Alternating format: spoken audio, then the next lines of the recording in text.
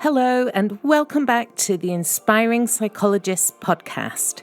I'm your host, Wendy Kendall, psychologist and private practice coach, and we are on episode 8, Beyond Talk, Integrating Movement and Mindfulness into Psychology Practices.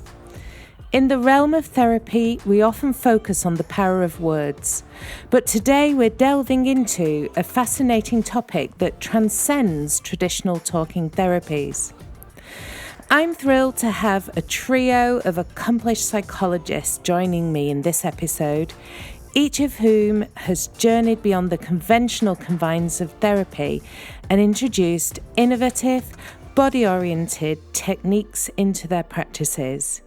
We have Dr. Kirsty Kennedy, a consultant clinical psychologist, psychotherapist and executive coach, Dr. Kath Baverstock, a clinical psychologist and resilience coach for women, and rounding out our panel, Dr. Kirstie Fleetwood Mead, a chartered counselling psychologist and yogi. These esteemed guests will share their experiences of integrating movement and mindfulness into their work and explore the profound impact this approach has had on their clients' healing and growth. We discuss the challenges they faced in explaining this shift to their prospective clients and the importance of collaboration with other practitioners. But why does this all matter? Because at its heart, this discussion isn't just about exploring new methods. It's about fostering lasting change and holistic well-being in our clients. But the big shift for me was learning how integrating our mind and body can also be a revolutionary act that helps us shift oppressive systems. So let's buckle up and get ready to push the boundaries of our understanding of psychology practices. Remember, we encourage all of you to connect with us and our vibrant community in our Inspiring Psychology Practices Facebook group and on our website at inspiringpsych.com. That's inspiring, PSYCH.com. Now, without further ado, let's dive into the episode. Hello and welcome to episode 8 of the Inspiring Psychologists Breaking the Mould of Private Practice podcast.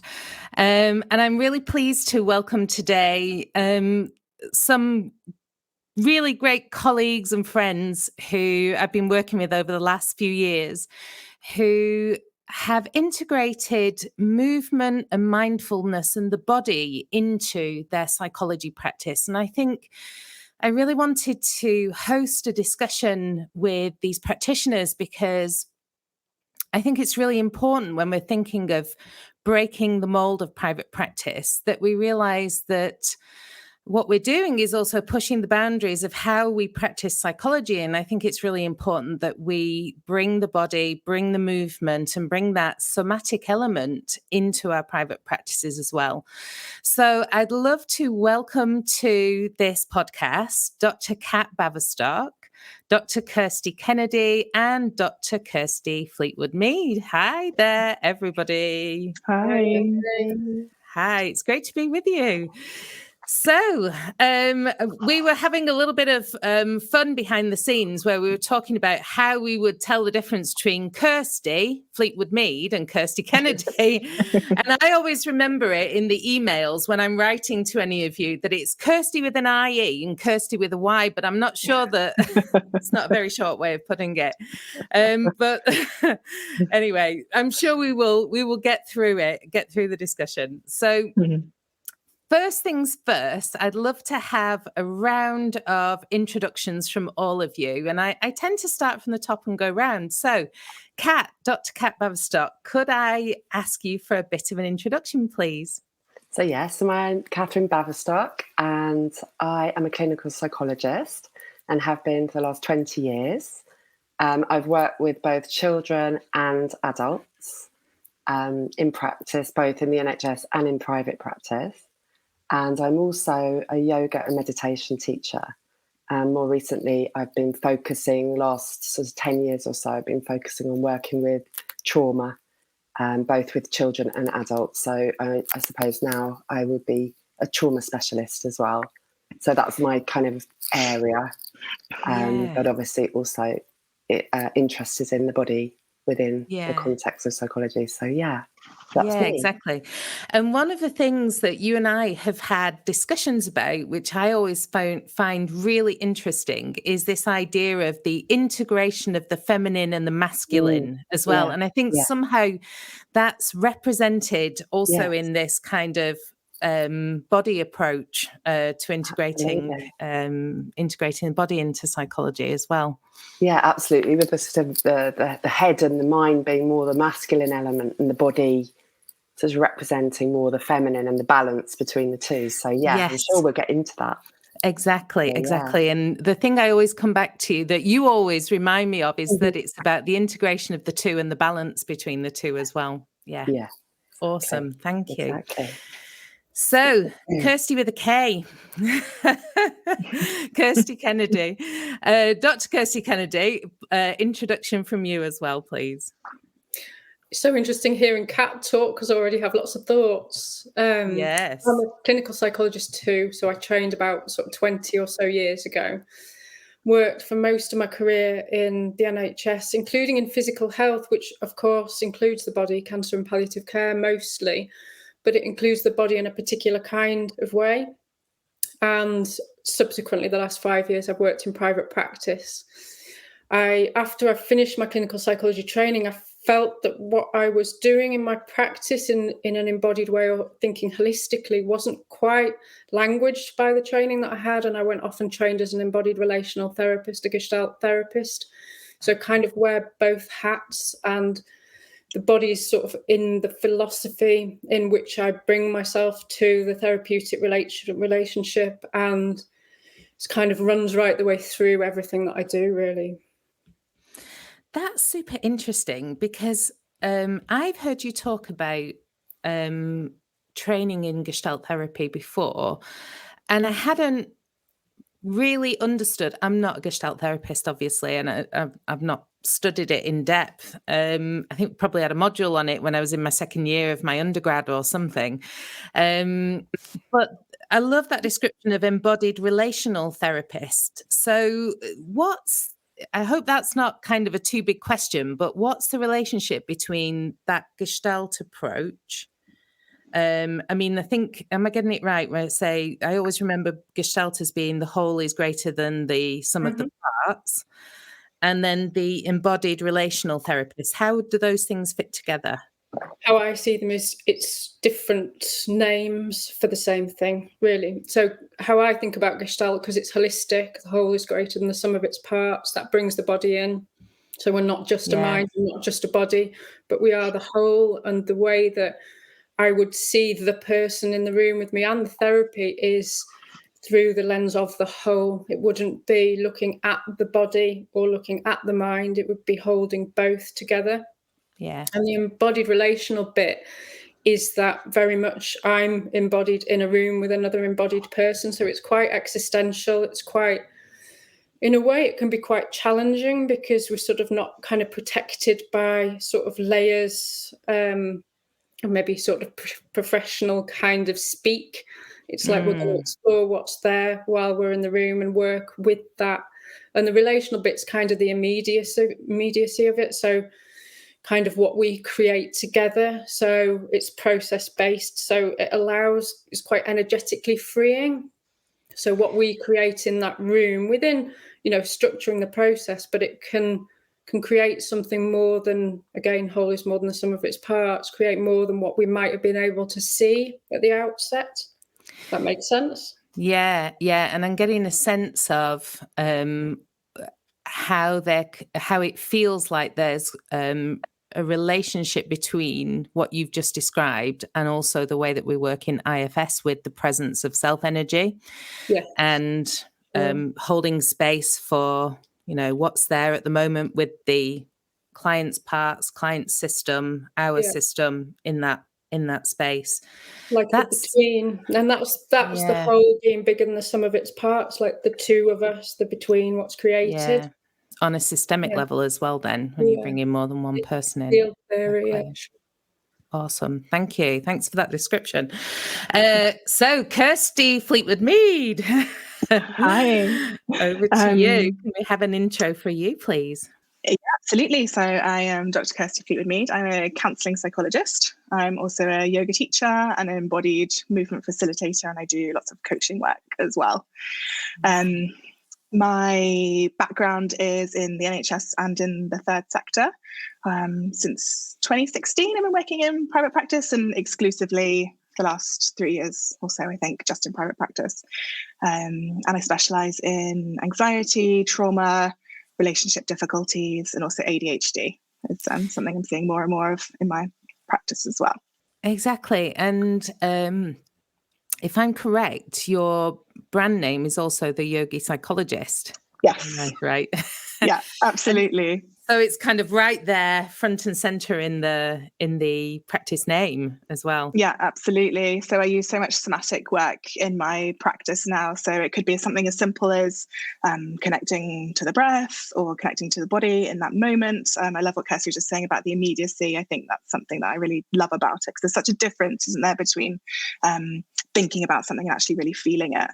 But then I also do kind of movement. So that might be kind of standing up and doing like a small pose, or like contrasting two different states. So I use that quite a lot in my practice on a kind of day-to-day basis. Yeah. And for all of you, really, why was it important for you, whether that was professionally or personally, to start integrating elements of the body, movement, this focus on the whole, as opposed to the kind of splitting down of the different parts and trying to segment and isolate various elements? Why was that important to you in your private practices? Kat, how about you? So I think for me, it's always difficult to separate those two things, isn't it? Because I think... Well, we have a good go at it in psychology, though, don't we? We do, exactly. But I think from a practice perspective, I think for me, working with children in particular, and then specialising using EMDR, which is the eye movement, reprocessing, desensitization, not the best title in the world, but just for your listeners so they know. So using EMDR with children, but also with adults who were working on childhood memories, much of those memories were stored both in the mind, but also somatically. Yeah. So you couldn't, in a sense, ignore the body, because the body was, so important, particularly for younger children as well, where most of their trauma memories are stored within the body. Yeah. So to ignore the body essentially means that you can't really, well, certainly within the EMDR therapeutic approach, you can't really use it. It is a mind-body practice, so a mind-body therapy. So I think for me, and my evolving practice meant that I couldn't ignore the body. It just wasn't possible. But also from a personal perspective, I think the role of movement, and particularly when I became more interested in yoga and the breath in particular, and how to include and involve the breath in the work that I do, I just began to see such good results. And so I think sometimes just that feedback from your clients helps you to realize that that's such an important part, and the breath being like the bridge between the two, between the mind and the body. And in fact, that's what pranayama in yoga means. It means the bridge. So really working with the breath as well for me was, it sort of began and then evolved, and then it became a crucial part of my work. Yeah. So it's just like it sort of evolved, I suppose. And when you describe it, it sounds so flipping obvious that we would, if we're in a talking therapy situation, that actually the breath is part of that. Like no one's talking unless they're breathing, right? And then as you said, that's an immediate bridge back to what's happening in the body and what you're noticing and picking up there. And it kind of goes from there, really. It just seems so obvious when we talk about it. And yet I think talk therapy, I don't see still necessarily in wider population a discussion about the fact that seeing a psychologist might include movement, body, mindfulness, and so on. Thanks for that description, Kat. Kirsty or Kirsty? For you. Why was it so important for you to kind of bring this in? Kirsty Kennedy, I know that you had said that it felt as though the way that you were working just wasn't languaging what needed to, be brought into the room. Yeah. Fritz Perls, the founder of Gestalt therapy, talks about it being the therapy of the obvious. And in a way, bless him. Me, I can see that. Yeah. Ignore it either. It was like it was the thing that was just there. We are embodied beings, aren't we? And I kind of think, you can't. The breath. If I had nothing else to work with, if I had no other tools, I would keep the breath. Without that, there's not a lot else that you can do in terms of grounding, in terms of sensitization. And I was thinking in terms of bridge, like even between people in the room. If I'm sitting with someone, even if they feel something but they don't know it or they don't have language, often I will feel it in my body. And that's one of the ways that I might listen to it.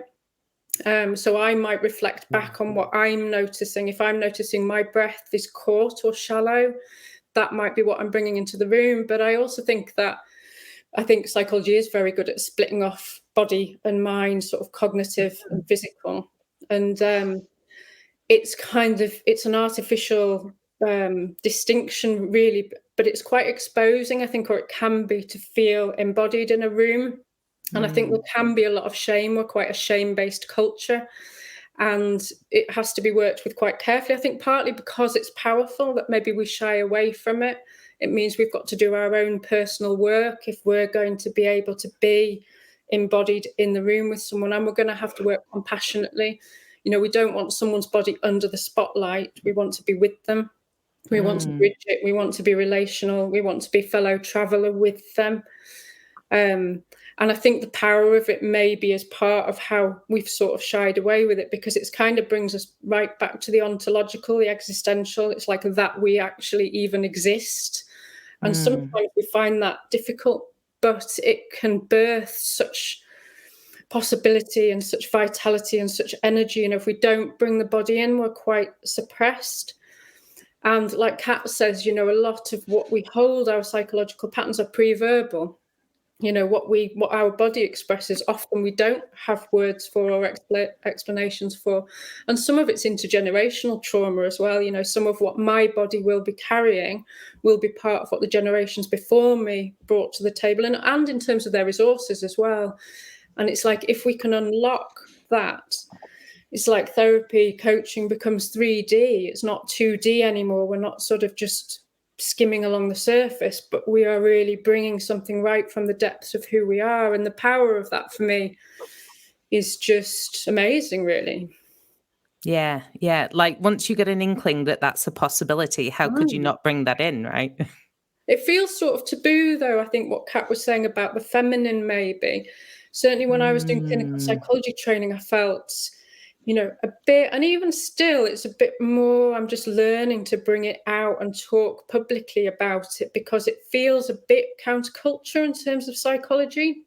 I guess as we all have those conversations, then, it helps us de-shame it, I suppose, or bring it out into the open a bit more.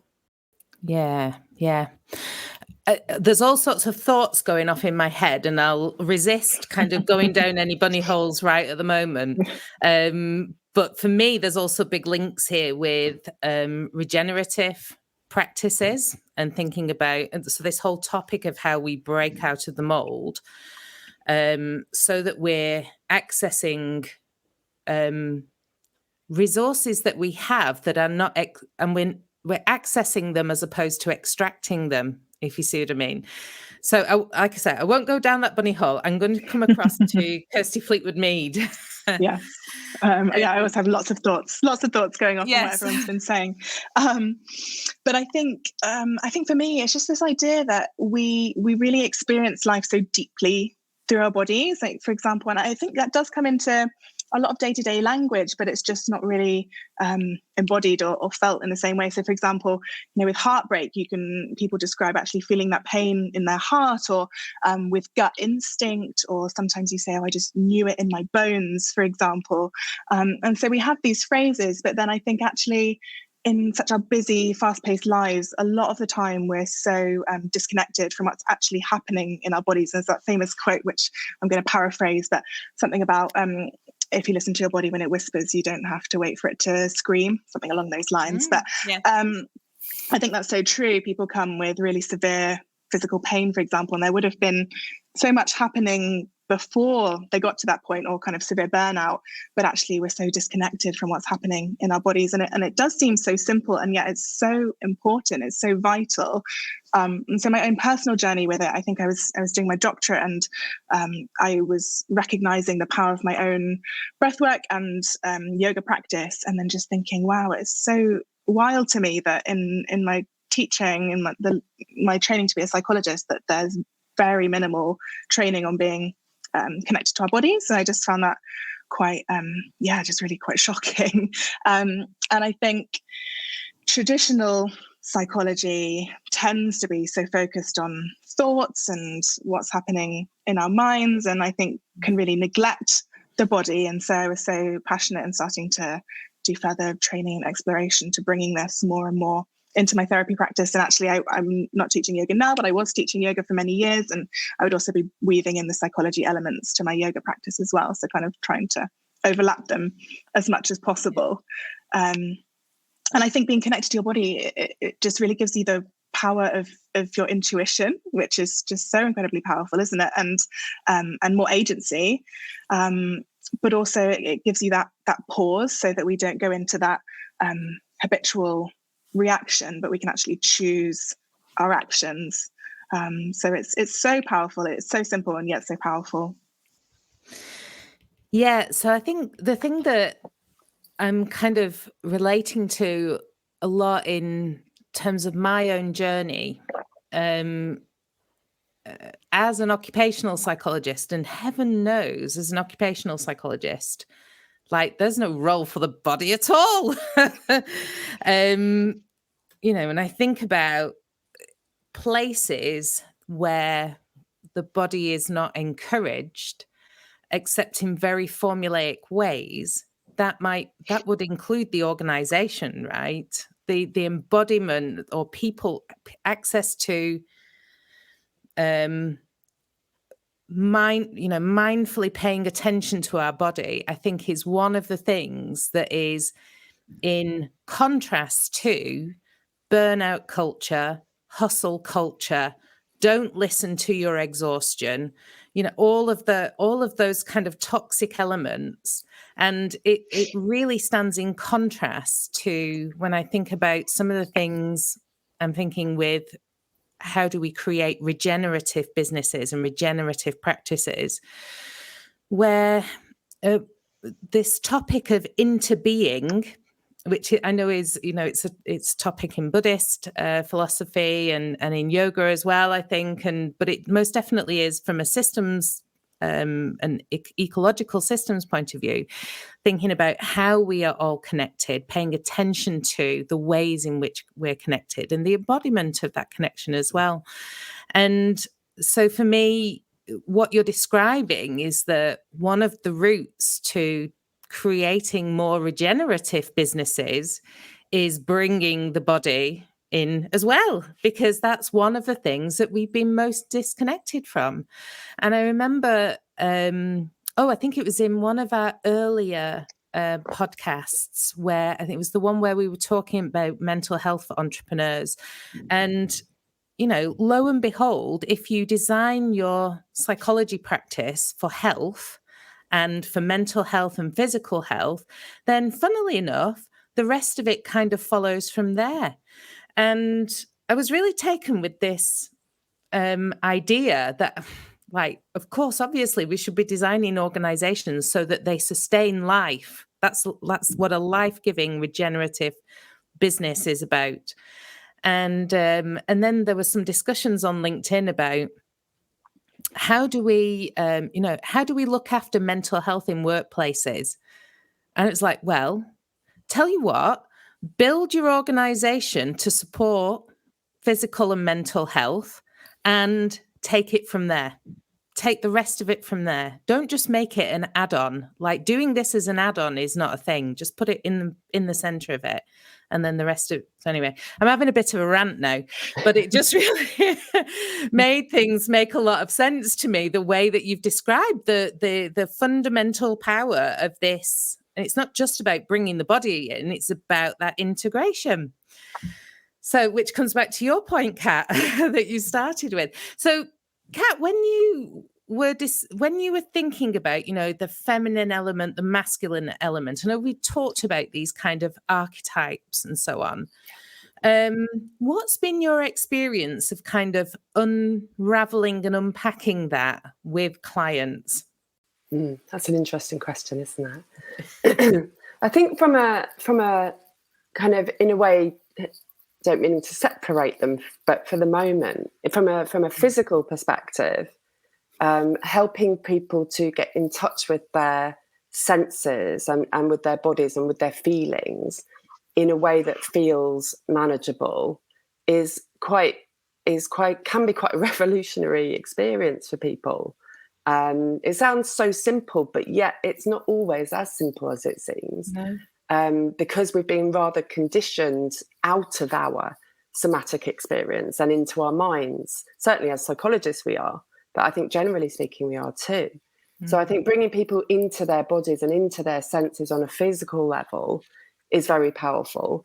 And then as that process unfolds, people then are able to connect psychologically to their intuitive systems. So are able to, as Kirstie Fleetwood Mead was talking about, being able to connect with that kind of gut instinct, or that inner knowing, I call it.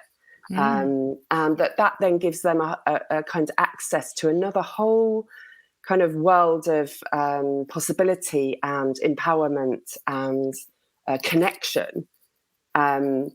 And so developing this sense of inner knowing and this intuition is, for me, the more feminine aspect, and the part that we're rather conditioned away from or out of, because it is so powerful and sometimes can feel a bit overwhelming. But within the context of a safe therapeutic space, can really be so transformational. And that's when you get the integration and the embodiment and people being able to access part of themselves. And I suppose that, sort of connects to IFS and work that you do as well. There's lots of connections, and actually everything does connect. But you have to go through this process of letting go, releasing, and letting go some of this conditioning that we've experienced, I feel, around trying to find all the answers through the mind. Right, yeah. Which, of course, psychology as a discipline it has advanced in many, many ways, and but I think the body has been neglected, and I think it is time to bring that back online, so to speak, in that more holistic, integrated, embodied way. So that balance between that kind of, the mental functions, the masculine element in yogic terms, in energetic terms, and the more feminine element.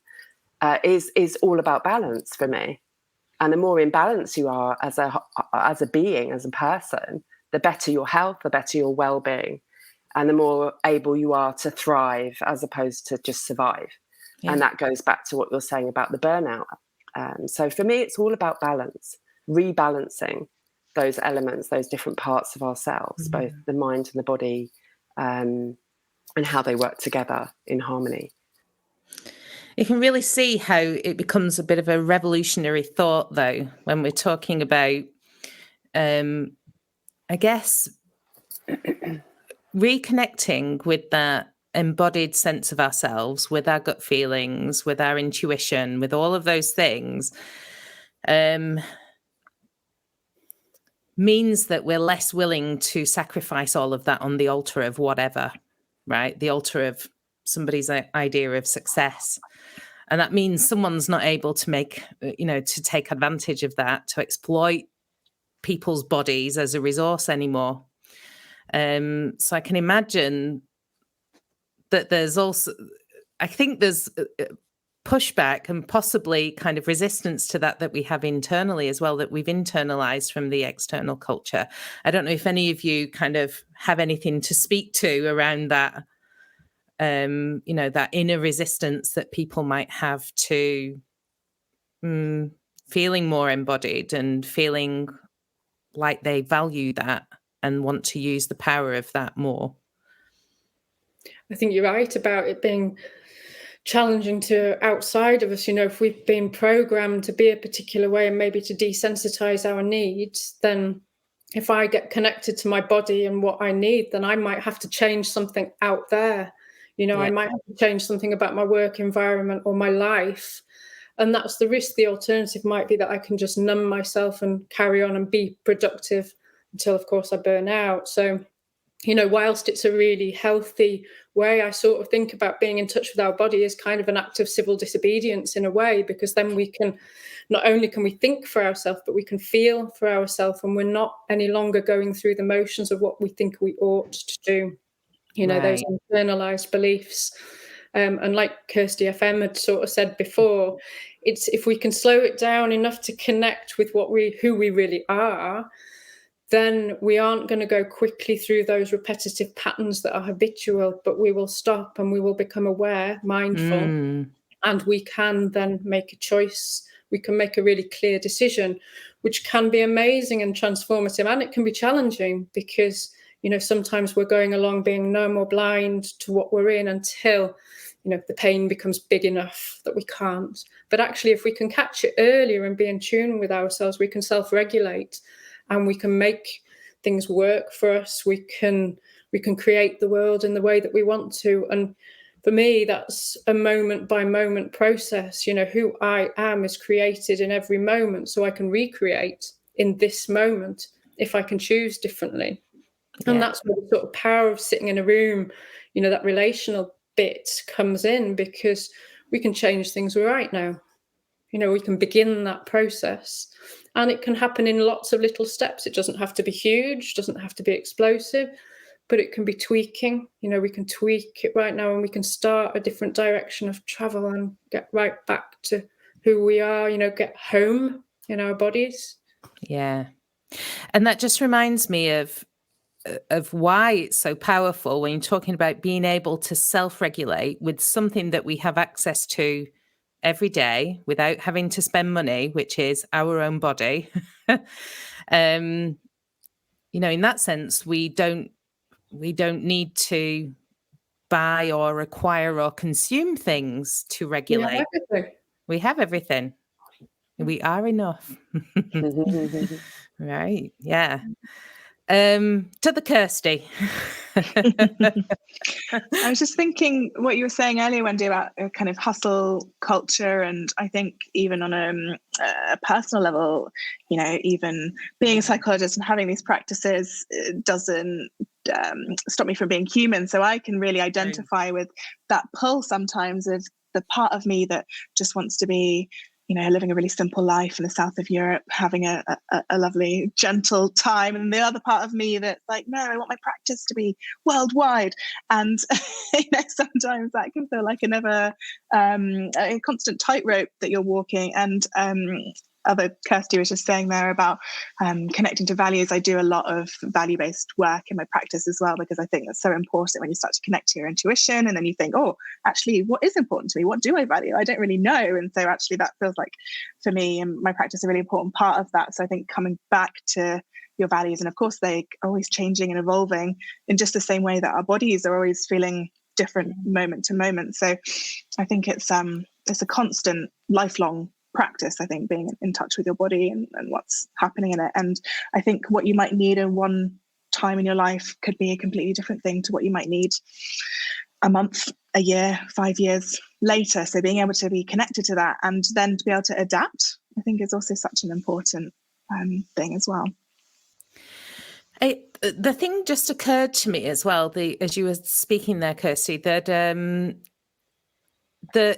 that becomes a vehicle then for connecting with the rest of the world, right, in a different way. And so it takes us out of these artificial environments and takes us out into the world and connecting with other people and being out there and being a part of all of that, as opposed to, where a lot of us, and Kirsty, again, I agree with you, we're not immune to this as psychologists, but where a lot of us are, on our screens, working indoors and so on.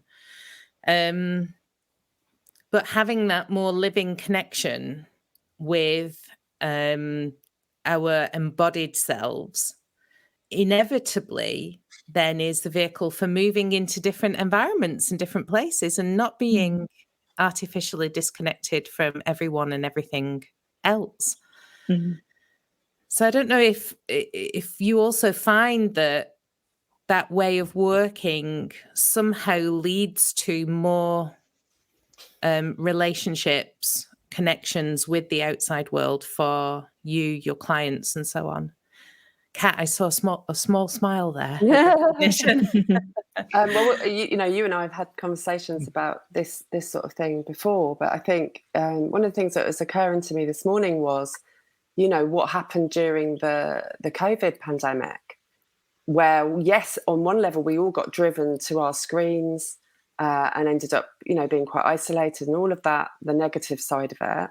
But I think there was also, for many people, that draw back to nature. I don't know for everyone, but certainly the people that I spoke to, there was a drawback to nature. And actually, there's something for me about when you become more connected to your senses and more connected to your body, you naturally tend to seek out more nature-based places. Not always, but certainly in my experience. So that then you are naturally then becoming more connected to who you are as a natural being on this earth, and connected to more of the rhythms of life and the the seasons and just all of those things that sometimes when we are on that burnout cycle, that hamster wheel, we kind of become quite disconnected from. Exactly. And then we can access that power of the medicine, the power of nature, which is also so healing and so transformative. And so I think there's some, you talk about going into different spaces. That's what came to my mind, that you perhaps more naturally start to, move into different spaces because of sometimes being forced into those spaces, but also, sometimes things happening, which then make you more aware. And I think a lot of people did become more aware of the disconnect, in fact, between, their minds and their bodies, and how that can lead to ill health and burnout. So I think you're right. I think people do naturally then gravitate to different types of spaces. I know for me, I really enjoy going out on the water, paddleboarding. So that was something that I sort of got into more over that period. So I think we all do it in different ways, don't we? Yeah, I remember I had friends, several friends who were saying, I mean, we were connected by Facebook at the time, but obviously people were allowed outside. And they were saying, actually, we've discovered these new walks around and these new natural places where we never knew that this existed in our local community. And I think that's so interesting. And it's not part of the prevailing narrative about that time at the moment. A lot of the prevailing narrative about that time at the moment is, we were all locked up and we were all disconnected from one another. Well, there was a period of that, but also there was a period of us, therefore, and everyone talks about the beautiful weather. We were all in our gardens. We all did this, we all did that, we all did the other. In terms of getting out, and I know there were issues around, are you allowed, are you really having an exercise walk, or are you meeting up with your mates because you've got your Starbucks coffee in your hand and all the rest of it? But I think it's really interesting that at that time, there was actually also a net connection with the environment around. It is interesting. Right. Yeah. What did you find yourselves going out for walks and things like that during that time? I think for me, there's something relational and kind of in my practice, but in life, it's like if we are really connected with our body, if we have sensation, then we can have more relationship, either be it with other people or the outside world. And I was thinking in the last few years, one of my happiest memories is of lying down on the grass with one of my oldest childhood friends. And we kind of lay, I don't even know what we talked about, something and nothing.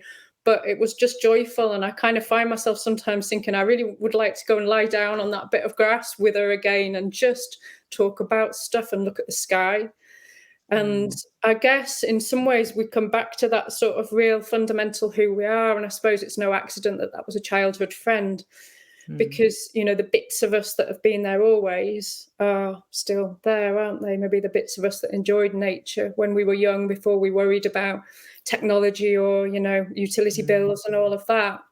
And for me, there's a great joy in reconnecting with that. Like, even if I'm not doing anything, or even if I'm sitting with someone, even if I'm in my practice and we are having just a moment where it's just there's connection and we're down to something that's really important to them or really core, or, that we can make a change with. And, I think that might be among the biggest joys of life, probably. And we can so easily numb ourselves from that and busy ourselves and, get into our heads. And there's a lot lost there, I think.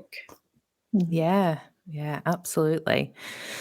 So when it came to integrating a lot of this, I mean, we talk about the joy of it and the connection of it and how accessible it is and so on. Did you find yourselves having to push back on any stereotypes, any resistances? This whole topic of breaking out of the box. How was that kind of breaking out experience for you? What comes to mind with that? And Kirstie Fleetwood Mead, you're nodding away.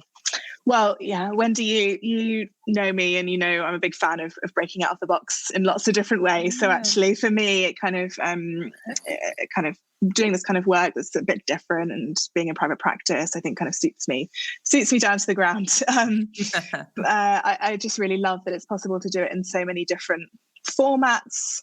So not only am I bringing my kind of the yoga and breathwork into psychology, and I'm taking, vice versa, but then I'm also taking this kinds of work into different places. Like, I've done workshops at festivals, and I've snuck it into the corporate world. Yay. And kind of in terms of people who work in finance who aren't expecting me to be, let's stand up and see how you feel. Finance people have bodies too. They do. But I think certainly, Wendy, you mentioned my name earlier, the yogi psychologist, and I think, people maybe from a more corporate background, and again, I'm generalizing, but sometimes there's a bit of I don't want to be doing yoga, and I'm not coming. I'm not doing downward dog in the boardroom. No, exactly. Which is very much not what I do, but exactly. I think there can be a bit of a misconception around that. And I don't know, sometimes, because I do quite a lot of coaching work as well, and I get people who come to me and they say, I really want to do coaching rather than therapy, but actually when you unpick what they want from coaching, they're actually talking about wanting to be more productive and do more and achieve more, but actually what they need is slowing down and reconnecting to their body. So I think there's definitely a lot of education. And I think what Kat was talking about earlier about feeling, I think there is some stigma around working with the body. I wonder, even in the psychology world, whether it feels like it's not sufficiently evidence-based and a bit nebulous sometimes. I think I use a lot of EMDR as well, and I think for me that's been such a wonderful kind of overlap and kind of bringing it all together. But this kind of somatic work I do, I don't know, it feels quite hard to evidence something like that, and I think sometimes we can get a bit caught up in nice guidelines and needing things to be done in a certain way. but actually I think just kind of trusting yourself as a practitioner, I think, has been so important for me personally. The quantitative scientific method is all about splitting things into variables and trying to control each of them so that we can get the stats to work, essentially. So it doesn't, it kind of, it's interesting, and it makes kind of sense that it's hard to get certain kinds of evidence, quantitative. Have you met this significance level? Because we're talking here about something that flies in the face of quantitative methods, which is we're talking about integration, we're talking about covariance, we're talking about all these other things. But as you said, even within our science, quantitative method has been so vaulted compared to qualitative methods and qualitative approaches, which, something like this would be much more amenable to those kinds of research methods. We're not asking people to just sort of believe what we're saying or buy into it. We're kind of saying, maybe particularly with body stuff, saying, try it. So try this on, try move, what happens for you? So in a way, people get it, it makes really intuitive sense. So I think when you start practicing it, and if you are curious and hold a sort of an openness to it, people will see what their truth is, how they see it, and in lots of different contexts. Creating their own evidence. Exactly. Right. Exactly that. And I was just going to say, one of the discussions that we have in regenerative practices is about other forms of knowing that are not just about this kind of westernized scientific method that has been kind of formulated over the last 100 years or so in the social sciences. What are other forms of knowing? Well, our personal intuition, our personal knowing is also a form of knowing that's important in this this whole scenario. Kat, how about you? You know what I feel about that. Exactly. I think there is quite a lot of fear surrounding access to the body and the power of intuition. And as you say, there's been, this kind of this more quantitative, hypothetico-deductive model of science, Karl Popper, and now we are working with different paradigms. And I think there is a paradigm shift coming, which is more balanced, because, of course, we need the quantitative evidence, but we also need the qualitative, phenomenological evidence as well, or data, whatever you want to call it. So, again, this is another balance, isn't it? It's not about one or the other. It's about these things working together. But there's been a dominance of the evidence-based scientific paradigm, and in psychology particularly, and almost like a fear or a resistance, or as Dr. FM, as we was saying, there's this kind of this perhaps need for following schedules and frameworks, and that's not necessarily all bad. I mean, EMDR, for example, has a clear schedule and a framework, but it also has space between to be able to work intuitively and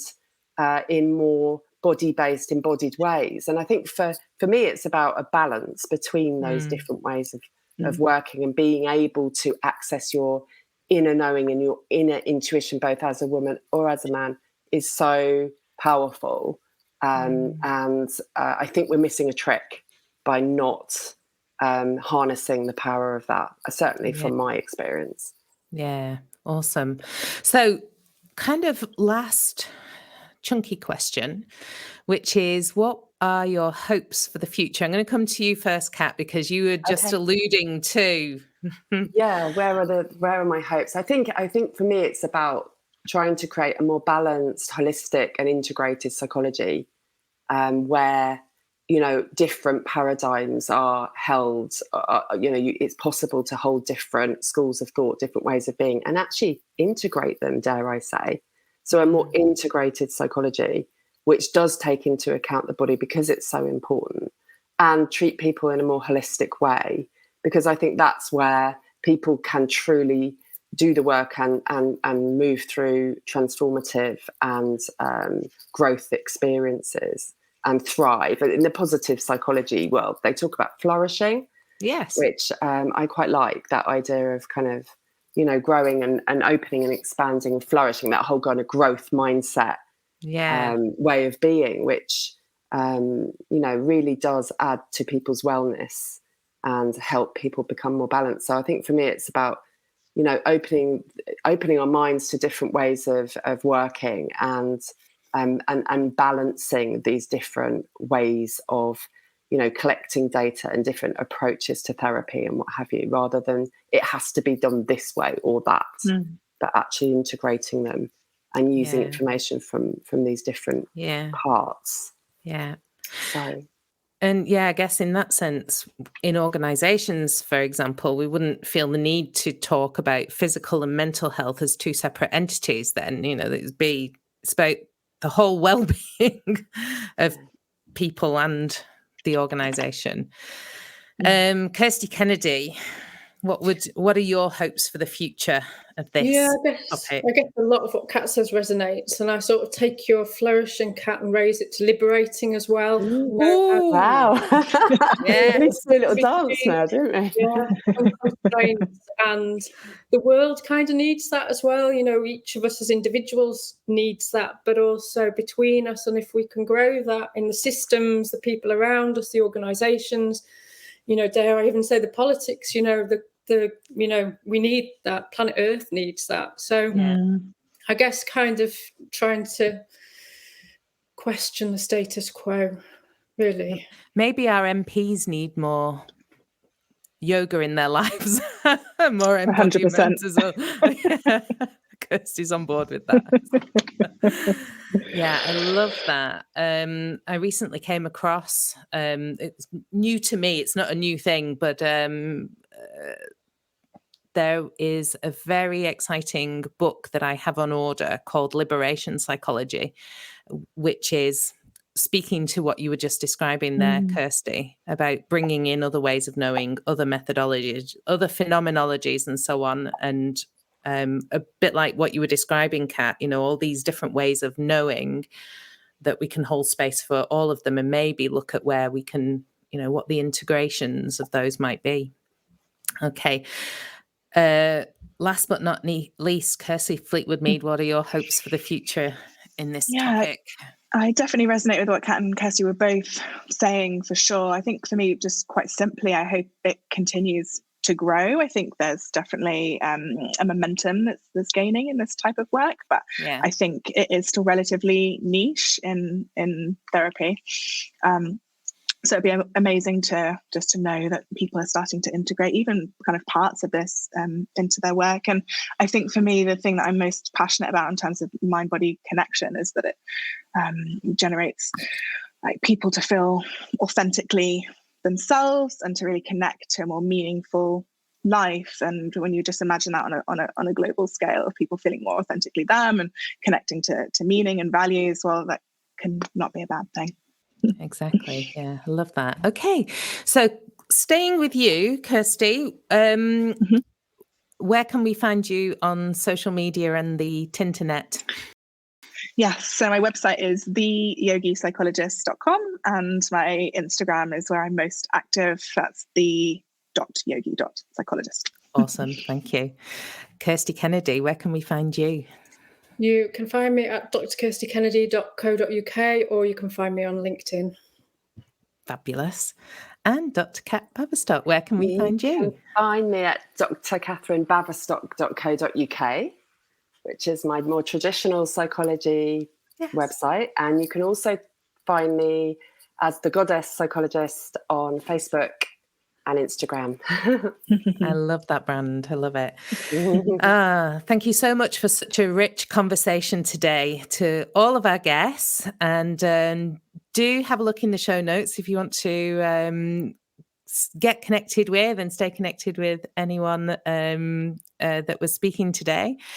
Thanks so much to all of you. I learned a whole heap of stuff in this conversation. I'm actually really looking forward to listening back and going through it again. So thanks so much for sharing your expertise and your insights today. And see you all around. See you next time. See you next time on the Inspiring Psychologists Breaking the Mould. I have to learn my own podcast titles. Inspiring Psychologists Breaking the Mould of Private Practice. We'll see you in the next episode. Bye, everyone. I'd love to hear what you think about the Inspiring Psychologists podcast. So please take a moment to leave a review and give us a rating wherever you listen to podcasts. It makes a massive difference in helping us to reach new audiences.